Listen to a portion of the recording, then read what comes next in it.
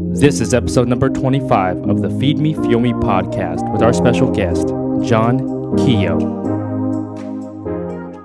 Welcome to the Feed Me, Fuel Me podcast. My name is Jeff Thornton, alongside my co-host, Michael Anders. Each week, we bring you an inspiring person or message related to our four pillars of success: manifestation, business, fitness, and nutrition. Thank you for allowing us to join you on your journey. Now let's get started. We would like to thank our sponsor, PowerDot. If you're looking to evolve your training and fitness, go with PowerDot Muscle Stimulator. All you have to do is connect the pods to your PowerDot app on your smartphone via Bluetooth, and you're good to go. PowerDot harnesses electrical muscle stimulation, also known as EMS, to maximize your body's effort. You select the muscle group you want to target, and an impulse is sent to your pods that causes your muscles to activate. It's that simple. Be sure to check them out and get yours at powerdot.com.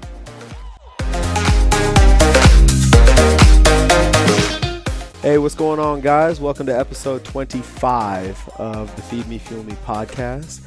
Mike Anders here with my co-host Jeff Thornton, and our special guest today is John Keogh of Ergonomic Solutions Incorporated. Welcome to the show, brother. How are you? I'm great. Thank you. Thank you for having me. Before we give John the floor, I want to kind of give a brief intro as to who he is and why he's here. When I left the Marine Corps in 2012, I started personal training at a club up here in Scottsdale, and John was one of my first clients, him and his wife Carol. And as our relationship has grown, John has been an incredible mentor of mine in business. And when I look at what mentorship means to me, John is the epitome of what success looks like. Not only is he successful in business from a financial standpoint, but he's also successful in his relationship with his wife and kids. So I look up to you, brother. Those are very nice words, Michael. Right back at you. I make the statement even further. I'm not sure if I'm here without you. And what John means by that, sometime after I left that club, we parted ways for a little while I was getting the gym up and running. And just by happenstance, my girlfriend, now wife, we were out to dinner one night and we bumped into Carol. And was it your brother or her brother? My brother. Your yeah, brother. Yeah. We were at this really sweet pizza joint, and we were waiting to be seated, and they were on the way out, and she gave me probably the worst news I've ever heard. And John was afflicted with cancer, and things weren't looking too good. I think you were deep in the process of chemo and radiation. Yeah, and all that radiation. stuff. And has sent, once you got to remission, you made your way down to PHX and you said you wanted to start training again. I actually took my shirt off at 142 pounds. I'd lost 20 pounds, and I said, help. But the difference between John and a lot of clients that I've had is he walked in with goals. He said, I think I can do a pull-up right now, and I want to be able to do 20. So we got started, and once we got him up to 20, we would always train mid-afternoon right before our 4 p.m. class got started, and he would stick around and watch class. And he said, once we got him to 20, his new goal was, I want to start doing classes. That's way harder than what the fuck we're doing. I want to play in the sandbox with the other kids, man. And he went from one-on-ones to classes, and now he's kicking ass and doing muscle ups, and so you're ring muscle up soon. Yeah, and your progress. While that's awesome, I would say that the most impressive thing to me is your resilience. And I think that speaks so much to not only overcoming cancer, but I think that plays into everything that's I think that speaks to everything that has you successful. Yeah, cancer's, it's interesting. I don't want to be known as a cancer survivor, Right. Yeah. And even with my people at my office and friends, I'll say, well, that's when I was sick. Right. I won't even say it. Mm-hmm. But I will tell you, and I've told this to my wife and children, I don't care who the heck you are. When they tell you have cancer, you're going to take a knee. Okay? You are going to take a knee. Yeah. And the beautiful thing about that particular moment in time is you ask yourself one of the greatest questions, and that is, hey, you okay with that behind you? You cool with that? Right. Did you love enough? Did you give enough? Did you make the world a better place? And I was very fortunate because the answer to that question for me was yes. I was okay with that. Okay. I'm okay with that. That was pretty good. You failed and you let people down, but you also did some very good things. And at the end of the day, I'm okay with that. And it actually helped me get through it. Sure. Because I was committed to making the next 50 good too. And and that's the one thing that I tell people about cancer is that moment where you ask yourself, and it's a question I think everybody should ask yourself, you okay with yesterday, last week, a year ago? Because if you're not, get busy. Right. Get busy, man. Sure. Get busy. Make it better. So, yeah, cancer. I'm glad that's over. Right? Oh, yeah, us too, man.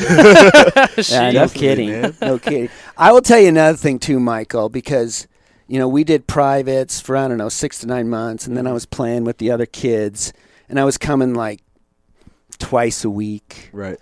Maybe on a good week 3 times a week. And now, if I don't come 5, at least 4, I'm disappointed. But I remember one time you whispered in my ear after a workout, you said more consistency. And I knew exactly what you were talking about. You were talking about show up. You got to be here more because you're trying to get better and you're not putting in the time. And I think that's, anybody that's really good at something or is a professional at something, they're there a lot. Yeah. And they do the same stuff all the time. And we're fortunate in CrossFit. We don't have to do the same stuff all the time. And that helps a whole bunch. It's probably why I like CrossFit so much. Right. Batting the scoreboard. Right? The scoreboard's key. Totally. So tell us a little bit about, let's backtrack a lot, and just kind of give us your evolution as a business owner and, how you went, where your origins are at in terms of entrepreneurship and building ESI to where it is today. My parents got divorced when I was very young. I was 4, my brother was 3, and so I was raised by a scrappy little Irish girl from New York in Southern California. And so, I'm the product of a single mother. Okay. And there's a bond between that crowd. We all kind of look at each other and go, yeah, I get it, man. I know what you went through. And so I think that's made me somewhat of a fighter. I'm a little bit of a fighter. And so that really molded my personality, so to speak. And I went to, we didn't have a lot of money. I know what food stamps are, and I know what free lunches are, and I know what it's like when your mother says she can't afford to buy a new glove for Little League. I get it. Right. And I never I didn't want that. I wanted something better for myself and my children. And so a lot of my life revolved around getting to that point and going to school and going to college. And then I got lucky. Right around mid-college, my father hit it big and made a bunch of money.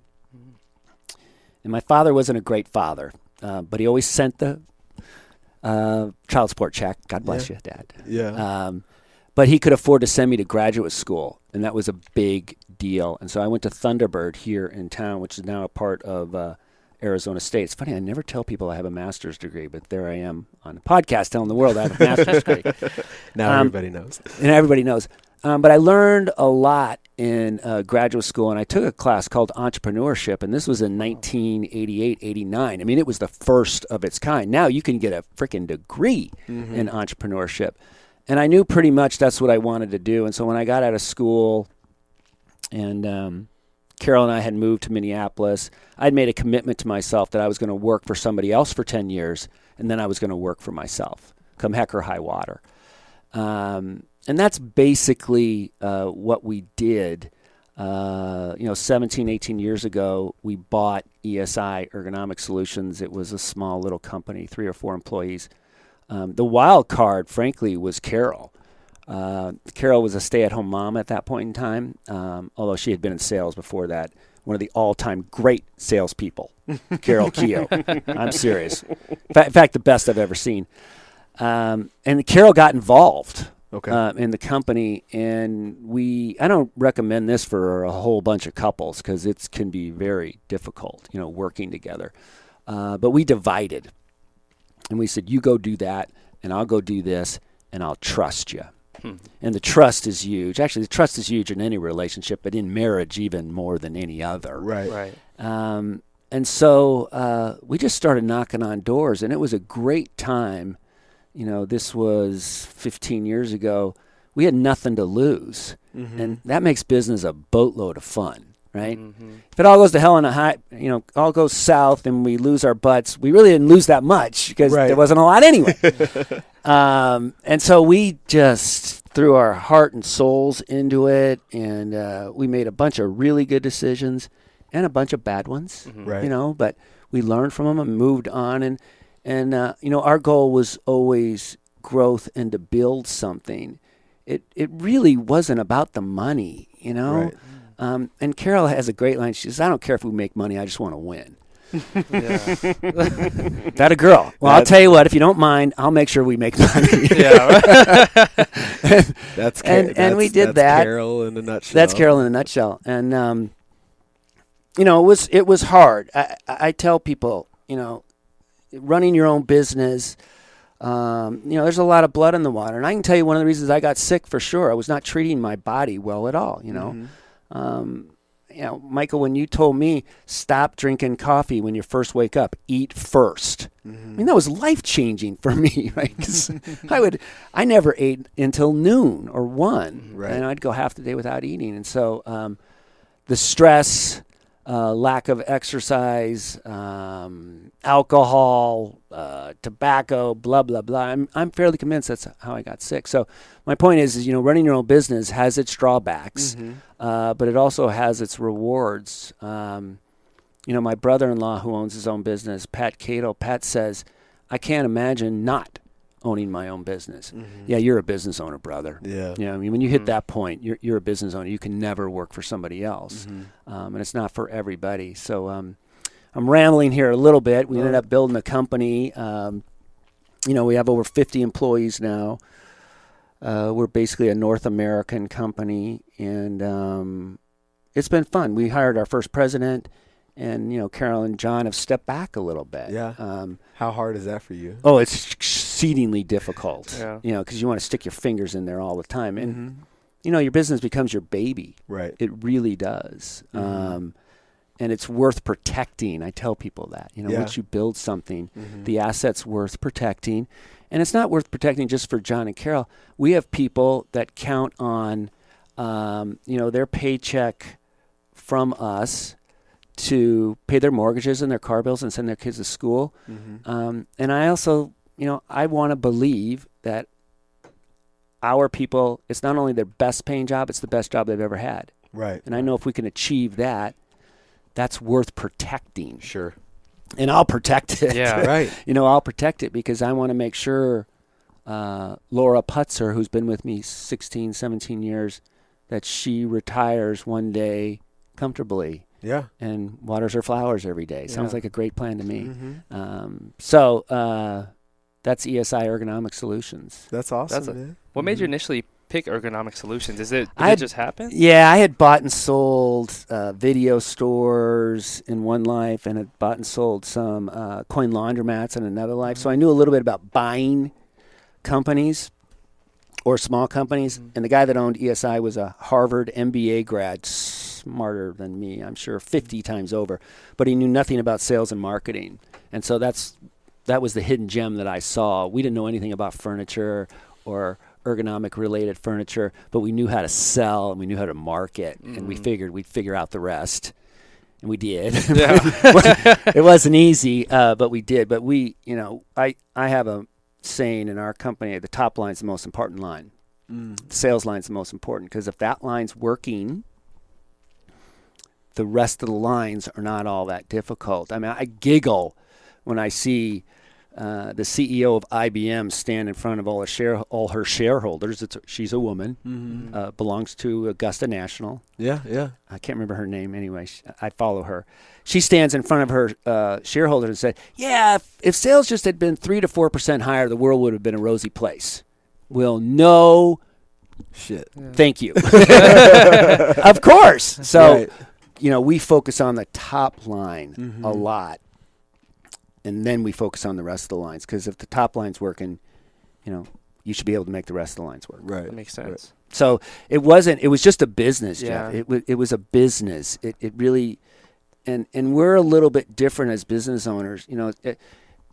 Are we passionate about ergonomic related issues in the workforce?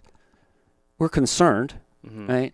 But our ultimate objective is to build a company that provides those type of things for people. I'm not an ergonomist. I know enough to be dangerous.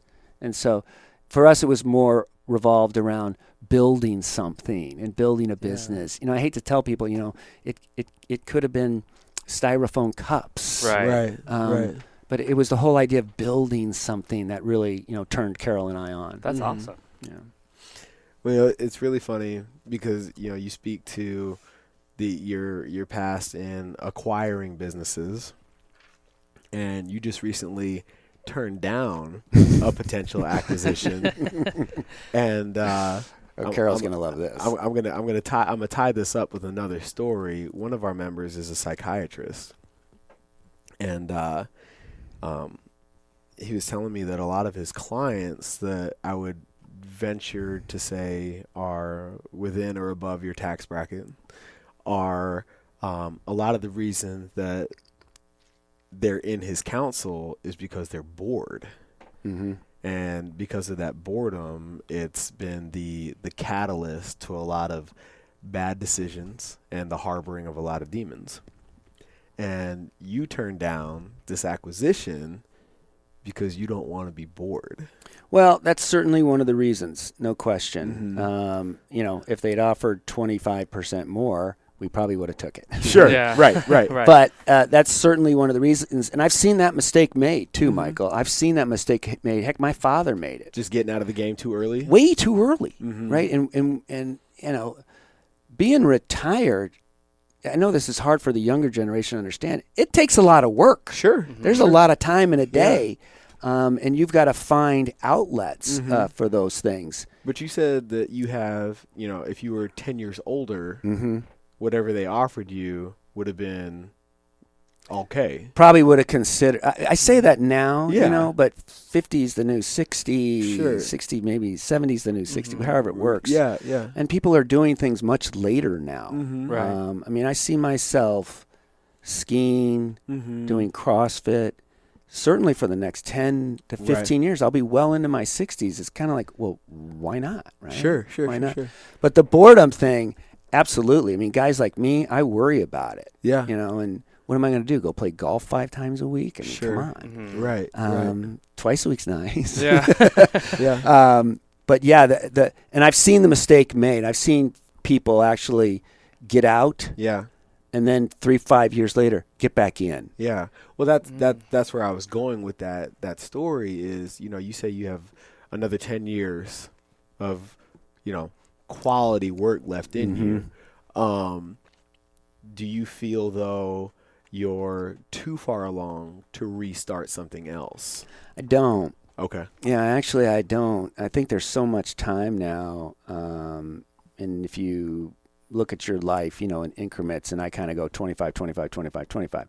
I'm assuming I'm going to make 100. That's, that's not guaranteed. Although my grandfather's 105. God Okay. bless him.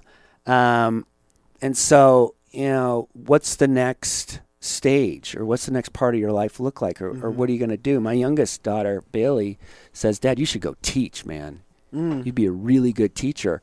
And I think she might be right. I think I would enjoy it. Yeah. And so is that in my future? Absolutely. I hope so. Yeah. I mean, I wrote that down 30, 40 years ago, and the 100 things that I want to do in my life, one of them was teach. Okay. You know, and whether that's American history or CrossFit, Yeah, I don't really care, you know. Right, yeah. Because at the end of the day, you know, the greatest value that's created at any point in time is when we make people better. Right. No question in my mind. You make someone better, even just a little, you've created tremendous amounts of value. And, you know, I try to do that with my people every day. I try to make them better. Christ, Michael, you're doing that every day in the box. You know, you're making people better. And what's really cool is when the people want to be better. Yeah. Right? It makes it so much easier. I think that's when that point where people start holding themselves accountable for their improvement. I think that's when you could say that you've arrived as a coach, when you've impacted their life so much that they are now willing to take the training wheels off and start failing on their own. You know, because just like in business, in fitness, you know, before you PR, there's a shit ton of misses.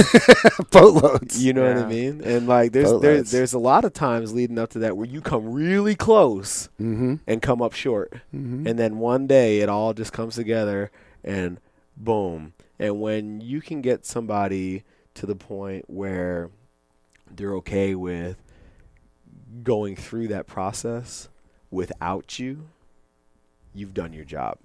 As You're willing to as a fail. teacher, as a coach, Yeah. you know, when your students, you know, pick up the book on their own and start reading further than they were assigned to or whatever, you've done your job as a teacher, you know. And I know PHX wouldn't be here without you. I'll never forget that 5 a.m. Session we had, and I had just been propositioned by my investor, and I said, I got a lot on my plate, man. I'm in fucking grad school, you know, like I just don't know. And you just asked me just the simplest question. When was the last time somebody offered to invest in your dream? I said, never. And you said, when do you think it's going to happen again? Oh, no. He was like, do it. Figure the shit out later. Right. But take advantage of the opportunity while it's here.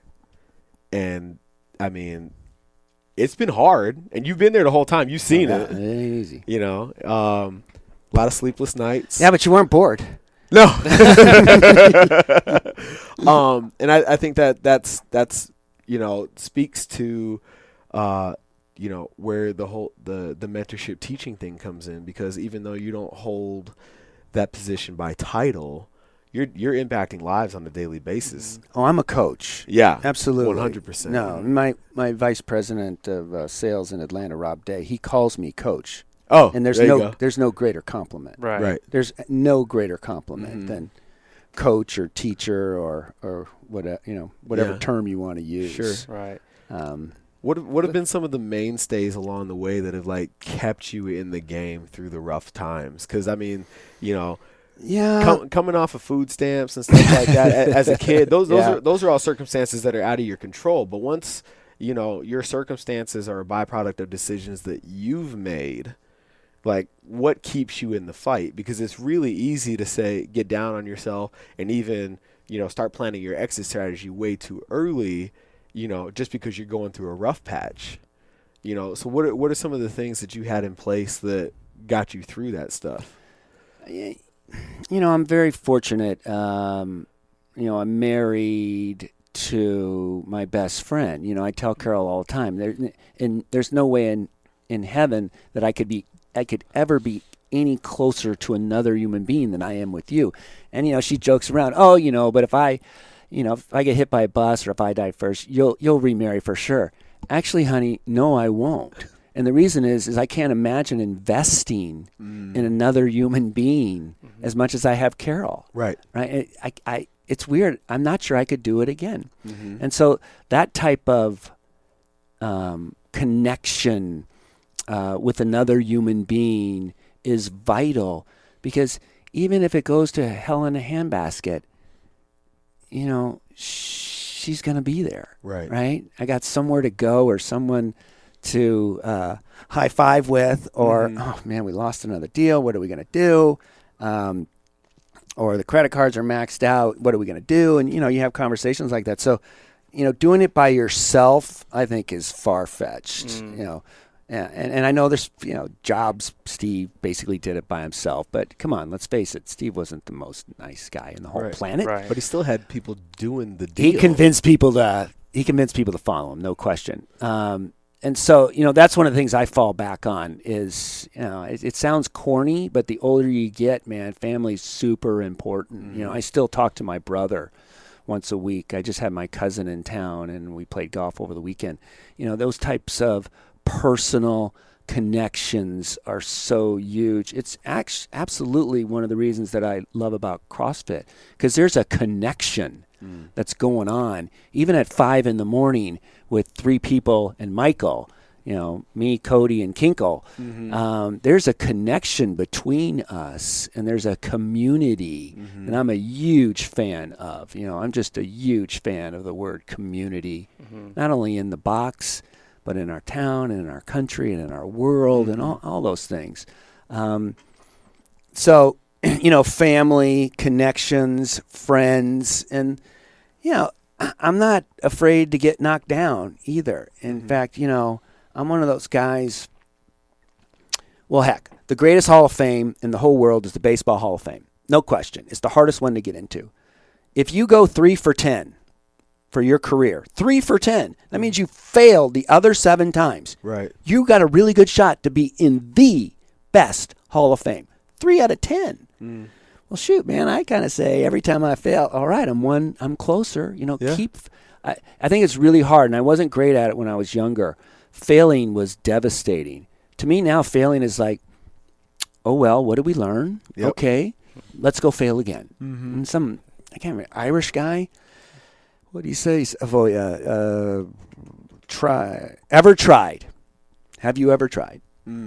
Ever failed? Have you ever failed? No matter. Doesn't matter. Try again, fail better. Fail, fail, fail. I beg people to fail. There's a great book, I think it's called Failing Forward. I love that book. I just finished it. It's so hard, you know, and I'm still not great at it, you know, because I fear failure, but I've gotten a lot better about when we do fail, so what? Right. That's in the interesting. words of the great Winston Churchill, so what? You know, what does it really mean? Yeah. Well, it means we lost a little money, we spent a little time, but what did we learn? We learned we're never going to do that again. Right. Let's go do something else, and let's go figure out something else. So I think that's one of the things, you know, that I've been able to fall back on. Certainly my family, my friends, community, but also I don't have a huge fear of failure. And even when I was younger, I was like, so what? We lose it all?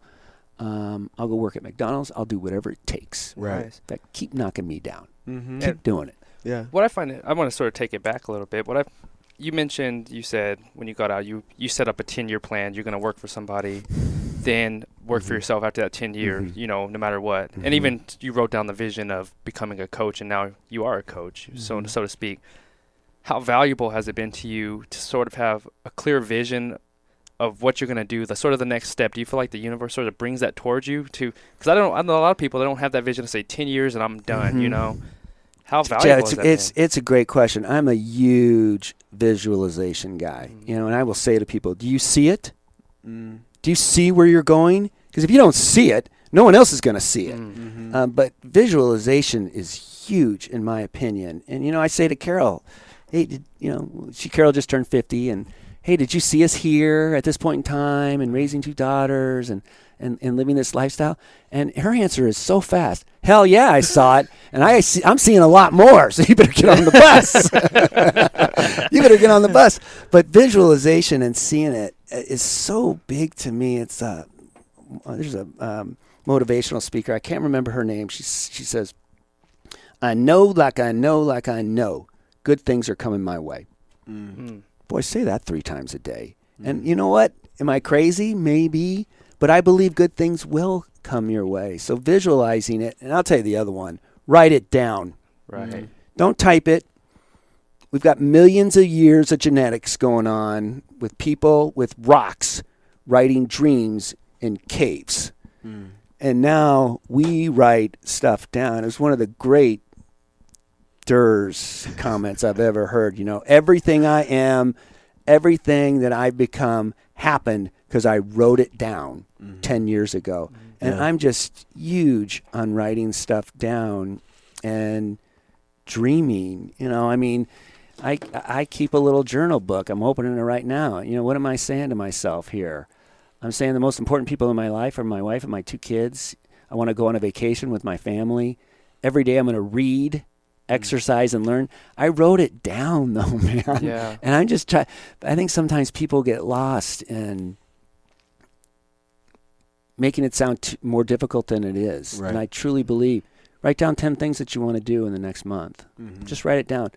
I promise you'll do half of them. Right. I think you'll do half of them just because you wrote it down. Sure. I actually believe that. So the visualization part, I'm a tremendous believer. Yeah. And most athletes are, right? They visualize snatching 325 pounds and then they go do it. Right. And I'm constantly visualizing doing a ring muscle up. I'm gonna do it. Yeah. I'm visualizing it. So I'm a tremendous believer in that. Tremendous. That's interesting because you always hear. I don't know where I heard it from, but they said when you write down your vision or whatever you have, it's sort of like you're etching your future in the ceiling of the universe, and you're bound to break through it. So I think do you make it a daily practice, or is it one of those things that you just come back to? I come back to it. Yeah, I don't make it daily. I don't do. I try not to do to-do lists. Okay. One of the things I've learned about very successful people, they schedule everything. They don't. I've never been able to get totally away from a to-do list, and I still write a few things down. You got to do this, you got to do this. But I try to schedule stuff. Like if I want to increase sales in the Northeast region, we're going to schedule a call to talk about that. Okay. We're going to schedule it. And we're going to schedule a company meeting, to discuss our culture because I want the culture to get better. And so, scheduling things I believe are huge, and I still do it to this day. I mean, I can tell you this whole month, I can tell you what days I'll be in CrossFit. This whole month, I can tell you right now what days I'll be in CrossFit and what days I won't be there because I've scheduled it out that far. I know what days that I'll be traveling. I know what days that I'll be working with our sales group or our president. I know because you scheduled it. It's huge. It's so funny that you talk about that schedule thing. So the last time I saw Carol, I was like, she told me, she was like, I just want you to know you single-handedly ruined vacation for me. I said, what are you talking about? I just saw the pictures. The view looked beautiful, whatever. She's like, while I'm out on the balcony watching the sun rise, John is fiercely Googling what box is open and what class he can get to. And I'm just like, you know what? It's impacted your life to the point you can't do without, right? And no, it's a little bit of a lifestyle. It's in your routine now. Yeah, I know for Nicole and I, when we vacation, she is great at laying on the beach and doing absolutely nothing. I am fucking horrible at it, and I can't be present with her in that experience. I know people are probably listening to this are like, you're an idiot, if we don't train first. So that's the agreement that we've made as a couple, that we're going to get up in the morning, or at least I am. She has the option. We're going to train, and then we're going to go enjoy the day. But we're early risers anyway, and it works for us. But, once...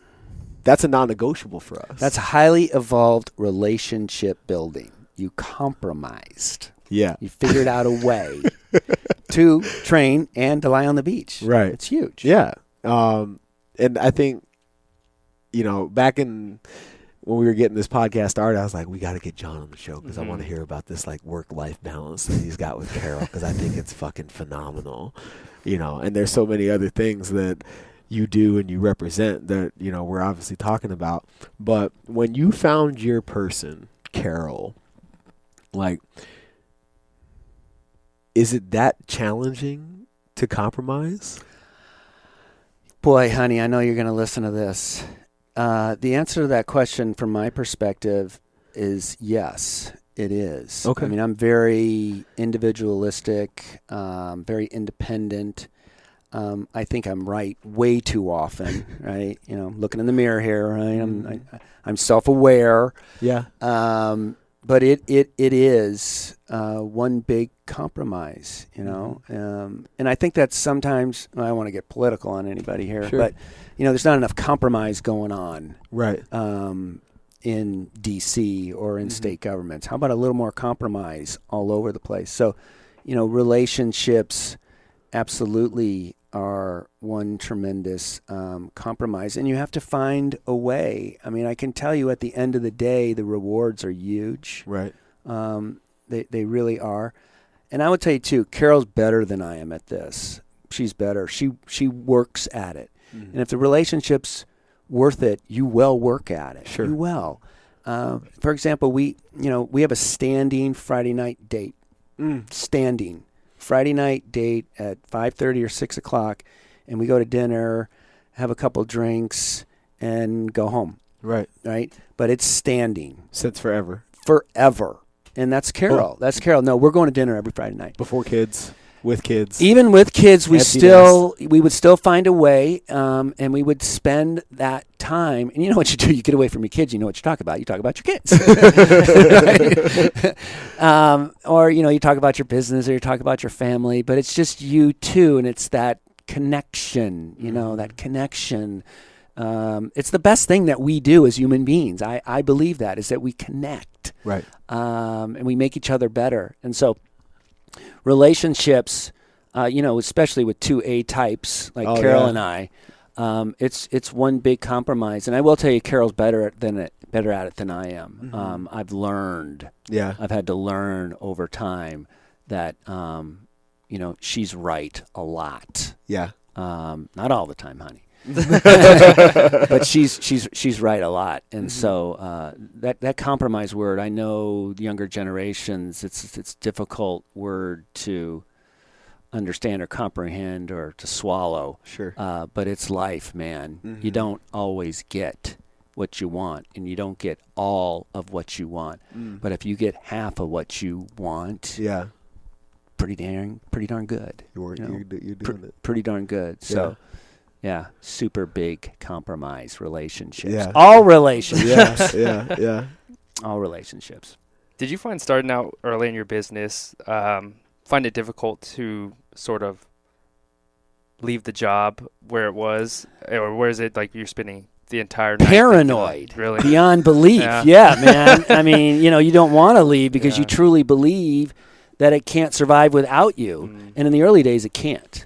Right? In the early days, it can't. And so, yeah, it's very difficult to step away. And I would tell you, you know, work-life balance in the first 7, 8, 9, maybe 10 years of our business, there's no work-life balance, man. I hear that work-life balance. I'm like, not with entrepreneurs, not with people that are really getting after it. There's not a boatload of work-life balance. And that'll scare some people. I'm never going to do that, and you don't have to. Right. But for those that feel that desire, it's funny. I saw Carol was being interviewed one time, and they asked her, so what are you passionate about in your business? And Carol didn't skip a beat. I'm not passionate about anything. I'm obsessed. Yeah.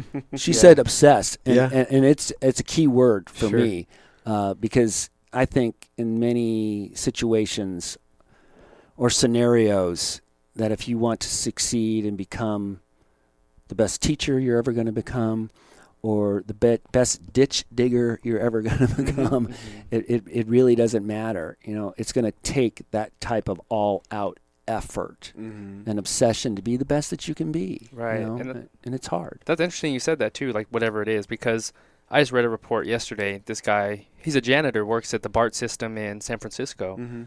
He earned $284,000 last year in overtime from being a janitor on the BART system. And they were just talking about how obsessed he is with being the best janitor in that area. And people, you would look at that job and like, these guys, you know, they don't make a solid income. But he Yeah. You know, I love outperformed- guys like that. Yeah, he outperformed the system. Well, Mhm. it's crazy that you say that, because I'll never forget you. I have a lot of unforgettable interactions with you that you may not know that are unforgettable, but they At 5 a.m, Michael, crazy stuff comes out of my mouth. well, this actually happened on a Saturday afternoon. Back in the day, I was wearing all the hats at the gym, and I'm in there sweeping the floors, looking miserable, and I got my headphones in. People are training. I'm kind of sweeping around them and stuff, and you tapped me on the shoulder and said, "I've been there, man. Stay the course. Keep going. You're doing all the right things." And that was extremely impactful to me, because in that moment you're just like, fuck. Mhm. You know that this isn't what you should be doing, but it's what you have to do. And going back to that whole work-life balance, as things have evolved, and you hiring your president, in decreasing your responsibilities while maintaining your accountability. Those are two totally different things, by the way. They're not synonymous. Not even remotely. No. As things have evolved over here at the gym, if you come to a 4:00 class, prior to Tristan's arrival, you would ask me, why are you still here? It's doing what it's supposed to do. Go home. And that, like you said, it's that obsession that kind of inhibits the balance, because it is indeed your baby, and it just takes somebody from the outside looking in who's been there, done that, to kind of whisper in your ear, "It's okay, man. You're good." It is. Carol, the first day she came down to our office, she cleaned the window wells, right? She couldn't go any further until we looked the way she wanted us to look. Yeah. And that was the first thing she did. She cleaned the window wells. At what point is it something, when it's in its infancy, you obviously have bigger goals and other milestones that you're looking to achieve over time, but do you subscribe to the school of thought that you need to act as if you ever want it to manifest? So if you want ESI to become ESI 2016 back in 2002, were you always acting like ESI 2016 back then? Most of the time, the answer to that question is yes. And the mantra that Carol and I had was fake it till you make it. Fake it till you make it. Right. Present yourself as a $10 million company when you're only a $2 million company, right? And we can handle this larger customer, right? Let's get the larger customer, and then we'll go figure out how to handle it, right? Right. But that's the preferred problem. Right. The preferred problem is to have the customer and figure out how to service them. The wrong problem is you need the big customer. Right. And so, that type of fake it till you make it, or present yourself as something, I'm not telling people to lie. I'm not telling you to do any of that, because, we have a mantra in our company, do the right thing. Right. And some of our people, what would John do? What would we do? Because at the end of the day, you want to be able to sleep. Right. But absolutely acting and presenting yourself and attempting to build your company in the dream that you see in the future, for sure. Yeah. Absolutely. And we would do things like when we would expand our office space, and we'd have 15 vacant desks. Oh, well, what are you going to do with those? We're going to fill them one day. Yeah. Really? Yes. Yes. And I remember when we did it, our CFO, he was like, oh, my God, John and Carol have officially lost their minds, right? We just expanded, took down more space, because we knew what we needed to do to go to the next level. And we had to put those blocks in place to do that. And so I would say that to our people all the time. I go, yeah, we're this big, but we're already acting as if we're this Right. big, you know. And I would say that to our sales guys all the time. We're already acting like we're Right. this level of a company. Yeah. We're acting like it now. Okay. That's So awesome. yes, the answer to your question is yes. Because I just read. God, I'm reading so much right now. I can't remember. Readers are leaders, man. Read. Where information is coming from at this point. It's just like from all directions. But add value first is what I've become to subscribe to. Is add the value first. You know, invest in value. Mm-hmm. You know, before you start adding cost, invest in the value. And that's a very challenging concept in the infancy of entrepreneurship, because you don't have a shit ton of resources to pull from No, when it comes to adding value. you have you. So how do you? I used to say that to you early on. I used to say to you, sell you. Yeah. You know, sell Michael Anders. Sell that, man. Mm-hmm. Sell that. That's interesting. Because I met this guy, John Hamlin, back in, it was like at a Grant Cardone seminar. I've referenced it a lot in Mexico. This guy owns an auto dealership. It's a company that helps with software, something of another. But what he told us at the seminar, he said, once value exceeds the price is no longer an issue. Mm-hmm. And that sort of sticks with you, like, what in the hell? Like, what do you mean by that? He's like, when value exceeds the price is no longer an issue. He's like, you have to sell yourself on your value before to truly believe in your price, and then you will never drop below that value where you put yourself. Yeah, then when you throw out the price, the customer goes, Yeah. perfect. Perfect. And then they're actually saying at that particular moment that you're not charging enough. Right. Right? Because you almost want them to push back a little bit. Right. And that's a mistake that I've seen. Well, we've talked about this Sure. with other entrepreneurs. They don't charge enough. Mm-hmm. Charge more. The fear is, oh my gosh, if we add 10% to that particular product, no one's going to buy it.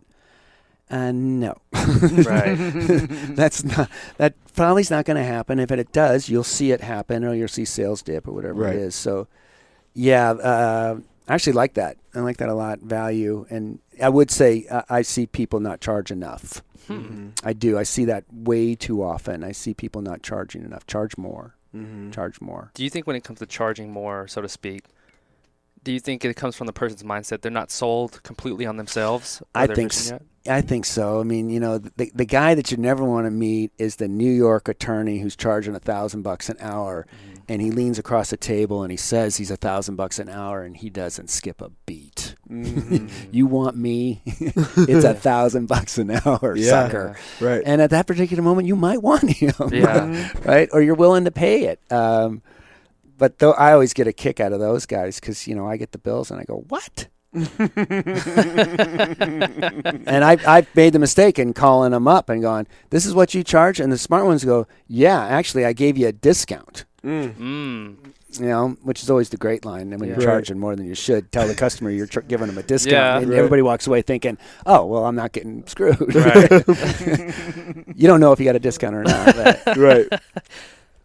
That's awesome. That's interesting. Yeah, I kind of see that as, you know, you guys have continued to evolve, because you guys have made major strides in the last 4 years that I've known you. Yeah, we've made big strides in the last 5 years, for sure. But something that before that next leap comes, the trend I've noticed in, you know, as you talk about ESI and all that good stuff, is you're constantly adding value, and then things happen.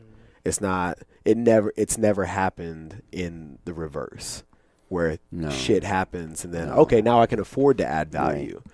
It doesn't work that way. It's just like CrossFit.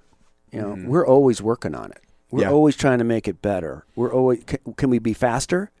We ship everything in 48 hours. Can we do it in 24? If I got half the room in our building going, we can do it in 24, John. God bless you guys and girls. I don't even know if we can, but the fact that you think we can. Sure.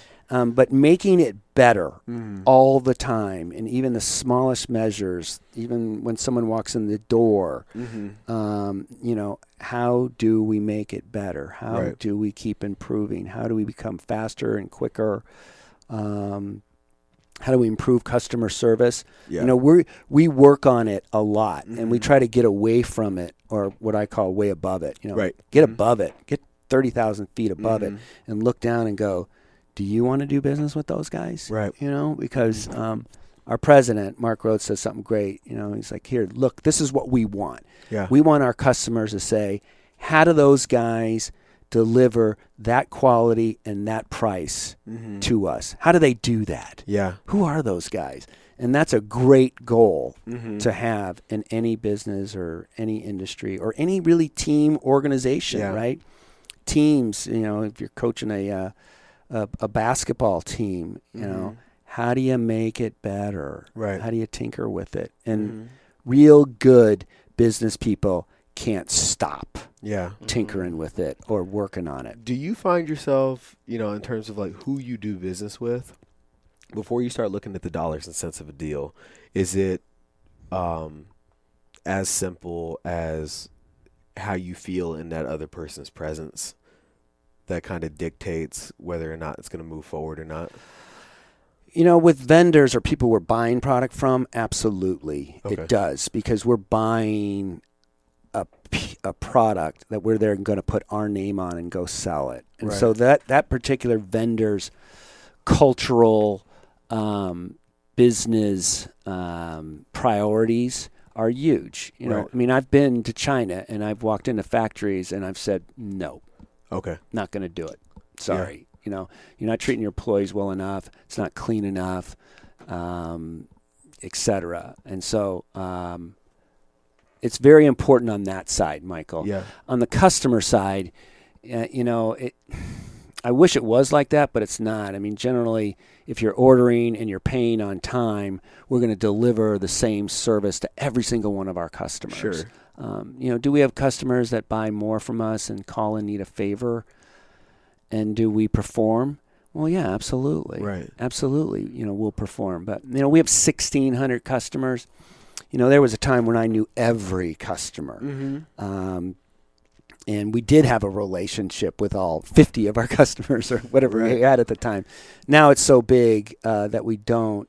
And then the goal is to disseminate our philosophy and how we want to conduct ourselves to our regional VPs, down to our reps, down to our customer service people, is, you know, selling that culture and selling what we're attempting to do. Right. And the way we want to treat people and the way we want to be treated. You know, I tell our people all the time, our business, it's a safe place. Anybody ever says anything to you that you're not cool with, I want to know about it, because we're going to be nice to each other. Right. Because we're here a lot. Right. I mean, we're here all the darn time. Right. And so, yeah, I mean, I suppose that's where, you know, I would come back to one thing. You know, I had somebody ask me, why have you and Carol been so successful? And I swear to God, if there's a business book out there, we read it. If there's a self-motivation book, we read it. I mean, you can't name too many books. I mean, and when I say readers are leaders, I believe it. And I try to tell people, especially young people in business and in sales, read, man. Read what? I don't care. You know, I'm halfway through Alexander Hamilton. Yeah. All 800 pages of it. Yeah. But I got to tell you, this guy read. He read and wrote, and he read and wrote, and he was extremely smart. He was also extremely human, made some mistakes. Sure. But I admire the pace at which he read about stuff he didn't know anything about, and became the expert on, you know, how do you build a national bank, and how do you go about putting currency together for a country, and how do you tax everybody? I mean, this guy was the guy that actually built the backbone of the country. Jefferson and all those guys wrote all the nice stuff. Hamilton was the guy that did it. And back to reading. Readers are leaders. I mean, I beg people to read. Read. And whenever I feel as if I'm not being or becoming or working on the person that I want to be, read. Yeah. Interesting. I just go back to grab something and read it. Grab something Right. and read it. And you hear that from a lot of entrepreneurs, especially successful entrepreneurs. They said the biggest thing you can do is invest in yourself. Whether you said reading, seminars, whatever it may be, just pick something up. Yeah, get better. Yeah. Get better. And look in the mirror, man. Yeah. I mean, look in the mirror. I mean, I try to do that all the time. I try to look in the mirror and go, what can you do to make this situation better? Yeah. Or how can you make that person's life better? Look at Michael Jackson. I'm starting with the man in the mirror. I agree, Michael. You're right, brother. Yeah. Start with that guy or that girl. Who else do you surround yourself with that helps cultivate that mindset? Because I would bet it has to go beyond you and Carol. Yeah, because I mean, you can only feed each other so much of that energy. It's got to be fed as well. So, like, what kinds of people do you surround yourself with? It's what's the saying? You're basically the average of the 5 people you hang around with most. Unfortunately, ladies and gentlemen, that is frickin' true. Yeah. You are basically the average of the 5 people you hang out with. And I remember when I was in college, I was just getting ready to graduate, and I was hanging out kind of with a little bit of the wrong crowd. And I made one of the great decisions in my life. I changed my friends. I had to. How hard is that for people? It's hugely difficult, but, I had drinking, drugs, and I had to get away from it, and it was a huge decision, and I pissed people off, and I hurt some people, but there was no way that path led to destruction. I had to stop it. And so, hanging out with the people that you like to become. Michael, you paid me and Carol one of the greatest compliments ever. You said, Nicole and I want to hang out with married people that are happy and successful. Hell yeah. That sounds like a great idea. Hang out with happy people, right? I mean, if you're going to be happy, you got to hang out with happy people. One of the things I love about, PHX is that, the world's tough, but we're hanging out with each other. And we talk about CrossFit incessantly. Worst thing to do is run into a CrossFit guy at a party. Right? Right. What else are you going to talk about? Right. But surrounding yourself. Mike Kinkle is a guy. I go to the 5 a.m. CrossFit class at PHX. Really for two reasons. For 3. One is Michael's teaching. And I know my wife, my partner, feels much better when you're teaching me. She's like, well, you'll never get hurt if you're with Michael. Don't count on it, honey. But I thoroughly enjoy Mike Kinkle, and I enjoy Cody. I don't know Cody's last name. Allie. Yeah. These are really good people. Yeah. Right? I know what's inside of these guys, and I know more Mike Kinkles and more Cody Alleys in the world makes this world a better place, and I want to be a part of that. Yeah. And that's one of the reasons why I go at that time. And finding mentors or finding friends or finding teachers or coaches or athletes, whatever it may be, hang out with those people. And the great thing about it is most of those people are dying to talk to you and tell you where they screwed up and where they succeeded anyway. Don't do that. I did that. Right. Doesn't work. And so, and it's hard. Believe me, I know it's hard. It's not an easy thing to tell someone, hey, look, I can't be close with you anymore. And here's why. It never goes over well. No. It's not. I'm here to tell you. It never goes over well. But there's certain times in your life you're going to have to do that, and you should do that. Yeah. If, in fact, you want to become the person that you want to become with, because I believe that. Hanging out with good people, and I don't mean just successful people. I mean happy people. I mean people with really good hearts. Yeah. That are going to do the right thing no matter what. Yeah. Those are the people that I want to be around. Sure. I want to be around good people that I know have the world. Because we're all a part of this community that's bigger. Right. We're all part of this human community, and I think it's extremely important Because it was funny. After I was sick, I told Carol, no more toxic people for me. I am absolutely positively done with all toxic people. When you look back in hindsight, through being sick, did you have a lot of toxic people in your life? Tons? Lots. Wow. Way too many. Yeah. Whether they were customers or vendors or friends or long-term friends. Yeah, yeah. Or people I thought I needed to be friends with. Sure. Right? And I just got to a point I was like, nope. And even at where, I belong to a golf course.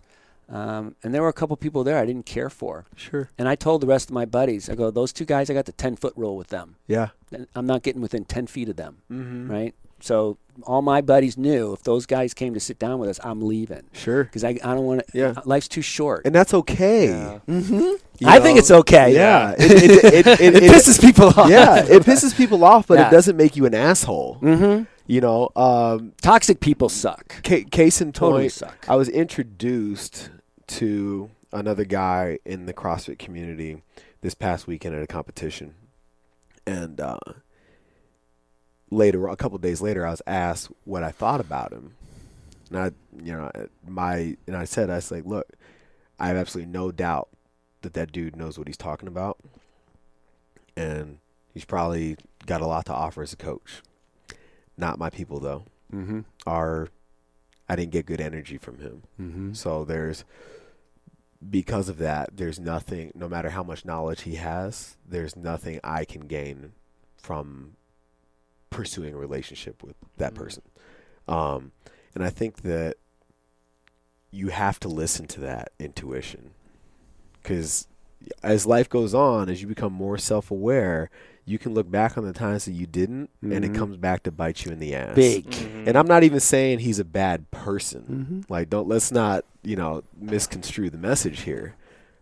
We don't match.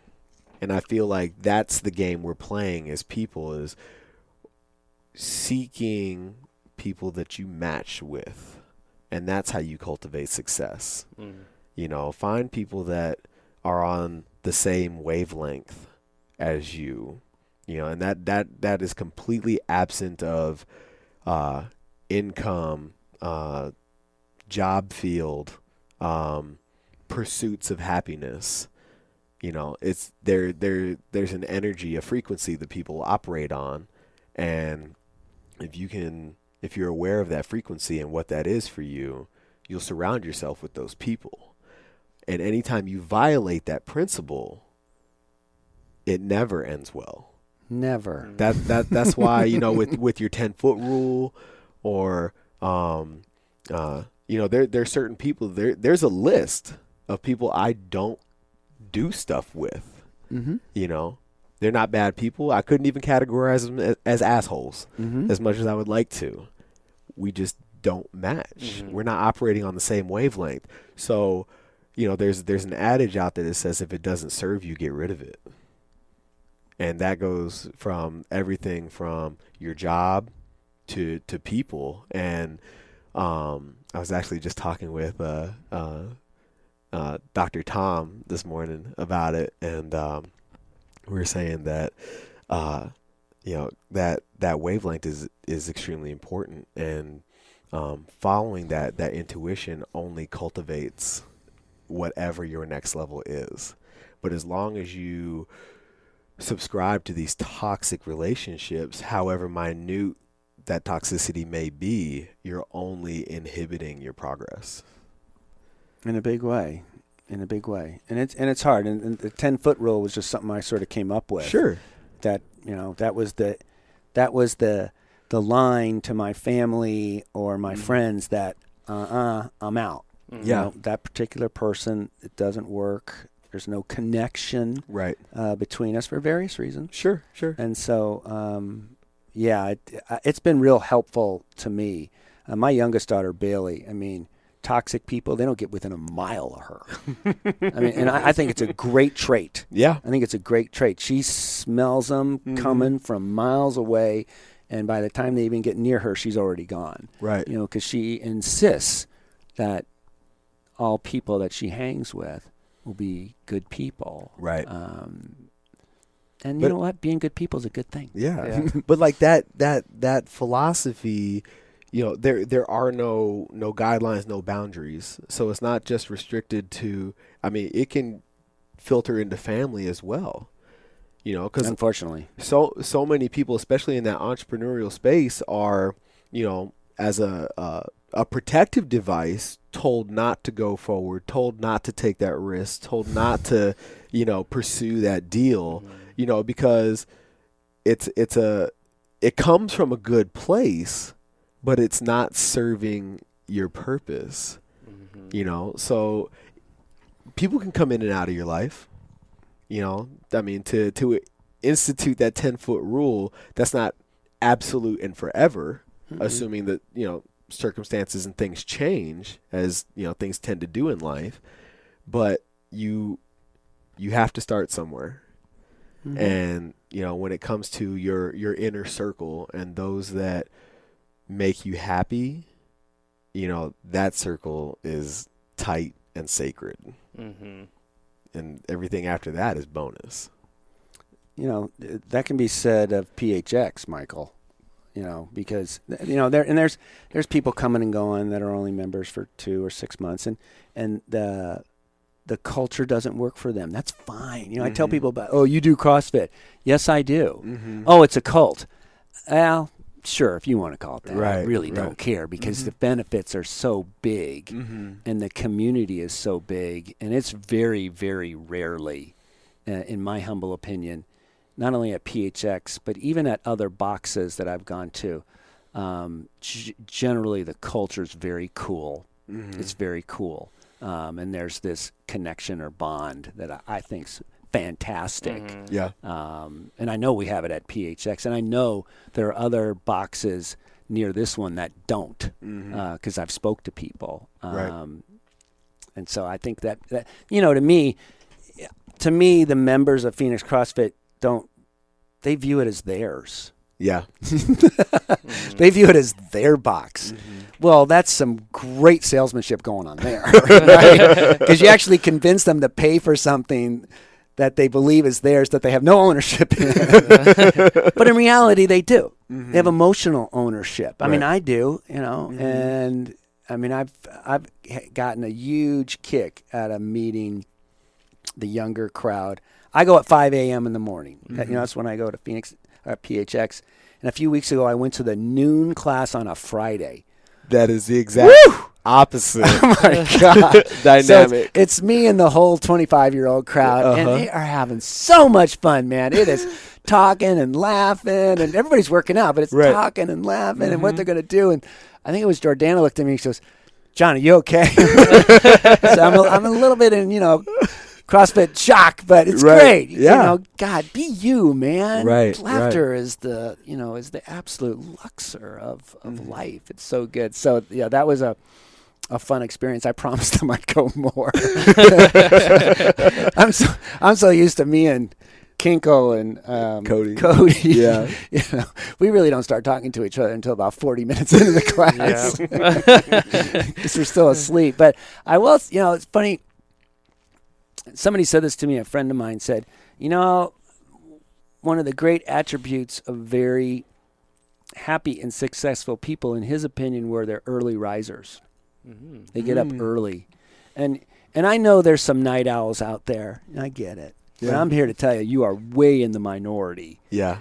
Most very highly productive, successful, happy people get up early and get after it right away. And, I get up at 4:20 in the morning, not because I don't like my pillow. Right.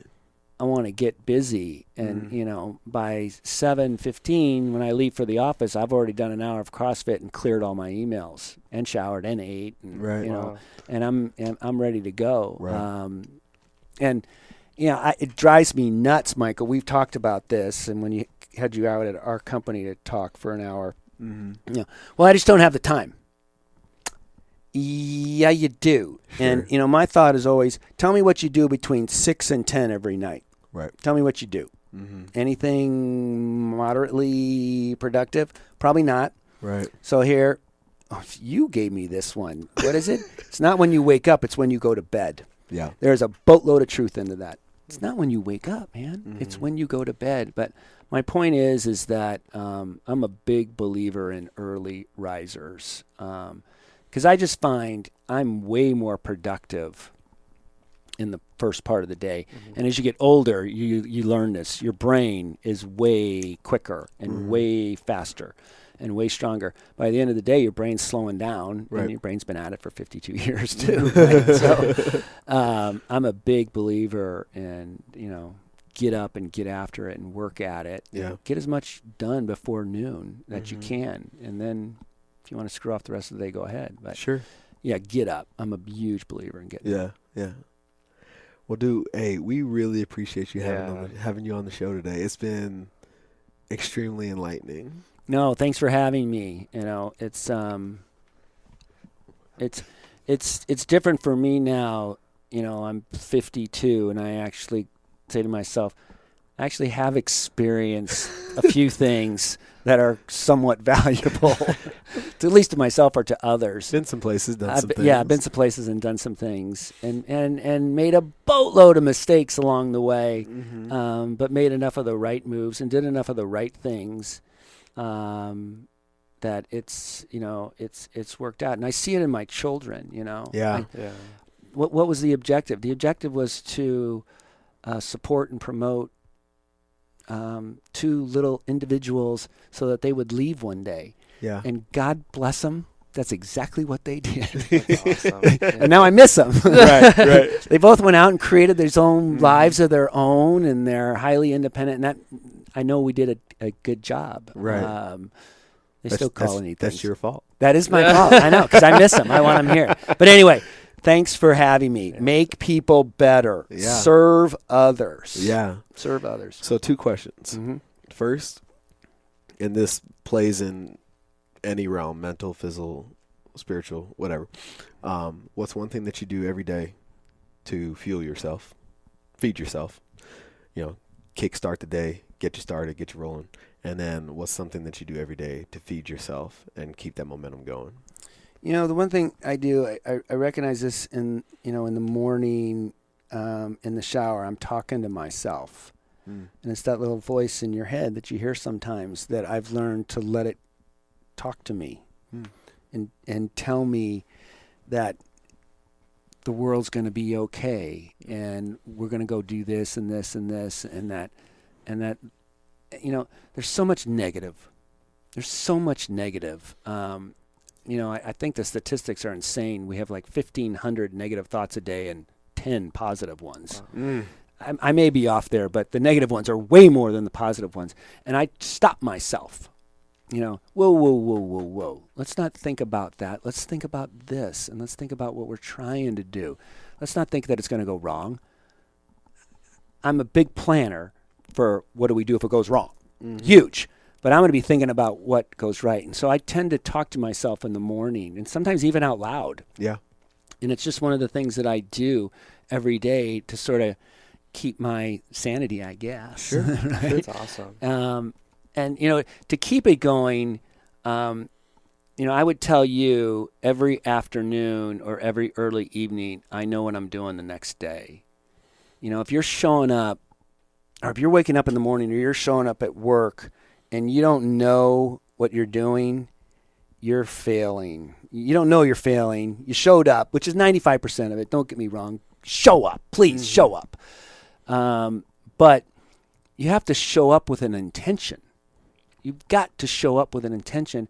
And before I go to bed, I generally take a peek at my calendar, take a peek at a few other things. And what am I doing? I'm visualizing the next day, right? That's what I'm kind of doing. And stuff goes wrong. But that's definitely one of the things that I do to keep it going. And that falls into scheduling it, falls into writing it down. And yeah, those are the 2 things. I tend to talk to myself. Sure. Yeah. And I'm not afraid to say that out loud to people. And I plan and or see or think about, I don't like showing up somewhere and going, okay, now what? Like even for this, I wrote down 10 things. I can't help myself. Yeah. That's awesome. How much of that list did we cover? I think we covered most of it. I think we covered most of it. Yeah. I mean, read, learn, exercise every day, and then serve is one of my big words of late. I also love hope and truth. I love that. Family, friends, love. Those type of words are just so cool. And as you get older, they become more important because you understand how important that they are. Because when you're younger, you're just kind of getting after it all the time. Sure. And before you get out of here, what can the community do to support you, your vision, whatever initiatives you have going currently, whether it's your business or social media or whatever? Yeah, right now, as it relates to Carol and I, we're attempting to build, what I'll politely call, I don't really like this word, a legacy, but we're attempting to build something that gives, not only during our lifetime, but gives after that, which I think is fairly cool. Giving's a really good thing all the time. So that's one of the things. On the business side, we are, I'm a baby boomer. I'm the last of the baby boomers, and Carol's basically a baby boomer. But we're hiring millennials now. Our company's got 25-year-olds all over the place. Yeah. And that's been really fun because the whole internet, social media, LinkedIn, all these things, we didn't do any of that until this crowd showed up 3, 4, 5 years ago. And now we do all of it. And I'm kind of addicted to it. I think it's really cool, the speed of the connection with a potential sales guy in Canada that we want to hire.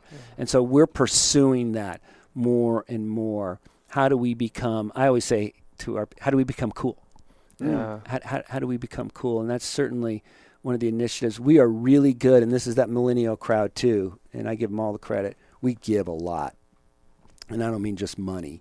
We give our time, 3 or 4 times a year, we give our time as a company, and it sends a message about giving and serving selflessly, which I think is a great word. And so those are the things we're doing on the business side because, we're big enough now where there are decisions to be made that not only affect our people, but affect the community around us. And we need to do those things, because, hey, look, I'm a firm believer that the money's in better. I don't think the money should be in the government's hands. Oh, look, I'm going to get political anyway. I believe the money should be in the communities and the individuals because I think they make better decisions. This is a little Ayn Rand objectivism going on here, but I firmly believe that, and we take that responsibility, and lots of companies do. They take it seriously. They take it dead seriously, and I take my hat off to them every time because there's lots of people out there doing great things that they don't have to do. Well, they're doing it for tax reasons. They still don't have to do it. And they're choosing to help others, and I think it's tremendously important. Awesome. Well, hey, man, we really appreciate your time. We know you're thanks, guys. Super busy. No, I'm not super busy building that legacy. Man. Yeah, you guys make sure that just go ahead and take a peek at what John and Carol have built at esiergo.com. esiergo.com. And you'll see John and Carol all over that material.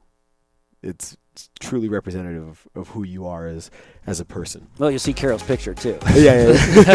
all over the place. So as always, we really appreciate you guys allowing us to be a part of your journey, and please leave us that 5-star rating and leave us a comment of something that maybe there's something that you heard on today's show that you want to hear about in the future, or something you want us to expand upon, and we'll be sure to facilitate that. So thanks for being part of our journey, because we truly appreciate being a part of yours.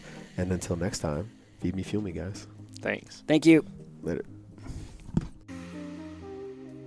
And that will do it. We really hope you enjoyed this episode with our special guest, John Keogh. If you want to connect with John and us, please go check out the full show notes at feedmefuelme.com. Also, be sure to connect with us on social media, including Facebook, Snapchat, Instagram, and Twitter at FeedMeFuelMe. We would love to hear from each and every one of you. If you found this episode inspiring in any way, please rate, comment, share, and subscribe so we can continue on this journey together. Also, be sure to share it with your friends and family on social media, including Facebook, Snapchat, Instagram, and Twitter, or any other social platforms that you use. We really appreciate you spending your time with us today and allowing us to join you on your journey. We would love to hear your feedback on this episode as well as guests and topics for future episodes. We would like to end this episode with a quote by Coach Bo Schembechler. In times of difficulty, those brave enough to stay the course will be victors in the end. Thank you again for joining us, and we will catch you on the next episode.